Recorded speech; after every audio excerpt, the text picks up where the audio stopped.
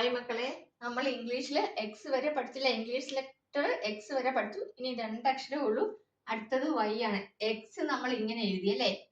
Y എന്ന് പറയുമ്പോൾ ഇതാണ് വൈ. ഇതെന്താണ്? വൈ. കണ്ടോ? ഇത്രേ ഉള്ളൂ. ഈസി അല്ലേ? നമ്മൾ എക്സ് എങ്ങനെ എഴുതി? എക്സ് നമ്മൾ ഇങ്ങനെ എഴുതി അല്ലേ? വൈ വരുമ്പോ എന്താണ് ഇതിൽ പ്രത്യേകത എന്ന് പറയുന്നത്? ഈ ഒരു സംഭവം വേണ്ട. അത്രേ ഉള്ളൂ പ്രത്യേക. ഇവിടെ ഇങ്ങോട്ടുള്ള ഒരു ലൈൻ വേണ്ട. നോക്കിക്കേ, വൈ. നോക്കിക്കേ, ഈസി അല്ലേ? നിങ്ങൾക്ക് വേണേ ഇവിടെ എളുപ്പം പറയണം. നമ്മൾ വി പഠിച്ചു അല്ലേ? അതിനോട് വി എഴുതിയിട്ട് ഇങ്ങനൊരു വര കൊടുത്താലും മതി. അപ്പം വൈ എഴുതുക എന്ന് പറയുന്നത് ഇങ്ങനെ. കണ്ടോ? വൈ. സൈറ്റ് മനസ്സിലും എടുത്തു. എളുപ്പമായതുകൊണ്ട് അധികം പറയേണ്ട ആവശ്യമില്ലല്ലോ. എളുപ്പമായതുകൊണ്ട് അധികം പറയേണ്ട ആവശ്യമില്ലല്ലോ.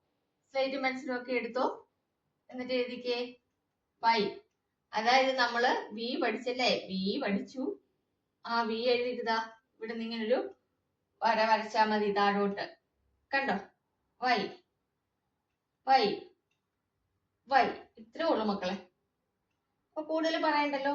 എല്ലാവരും ഇരുന്ന് എഴുതി പഠിക്കണേ. നമുക്ക് ഇസഡും കൂടെ പഠിച്ചിട്ട് നമുക്ക് ഇത്രയും A to Z വരെ നമുക്ക് എഴുതാട്ടോ. അത് കഴിഞ്ഞിട്ട് വേണം നമുക്ക് 4 ലൈനിൽ എഴുതാൻ. അത് കഴിഞ്ഞിട്ട് നമുക്ക് ചെറിയ അക്ഷരങ്ങൾ പഠിച്ചു തുടങ്ങണം. അപ്പൊ വൈ എല്ലാവരും ഇരുന്ന് എഴുതി പഠിക്കണം കേട്ടോ. അടുത്ത ക്ലാസ്സിൽ കാണാം. ബൈ.